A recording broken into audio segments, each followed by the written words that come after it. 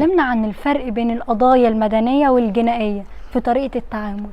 لا، هو فرق كبير قوي طبعا بين القضايا المدنية والجنائية. القضايا المدنية دي تعاملات مالية، تعاملات في عقود، تعاملات في شركات، امور مدنية كلها. فعايزة المحامي اللي بيبحث، اللي بيتقن في صياغة سواء عقود او دعاوى او شيء ما، يعني في او بتاع عقود شركات او ايا كان.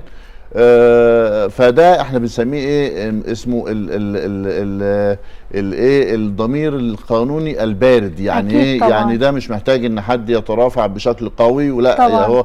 هو لازم محامي باحث يكون قادر على الصياغه القانونيه المظبوطه، يكون قادر على البحث، يكون عنده القدره على تناول الموضوع المدني بشكل اكاديمي وبشكل مهني اكتر. أكيد. لكن المحامي الجنائي يعني حمله اكتر شويه، لانه بيدافع عن متهم، بيبحث عن ثغرات، طبعا. يحاول يخرج شخص بريء من تهمه ما. فعايزه سرعه قرار، عايزه محامي يقدر يوصل للقاضي اللي بيترافع قدامه احساسه، ويوصل لقناعه المحكمه. المحكمه ما بتشتغل في القضايا الجنائيه بتبقى احنا بنسميها محكمه وجدان. فمحكمه الوجدان دي عايزه محامي مترافع مقنع. مازن ميديا برودكشن.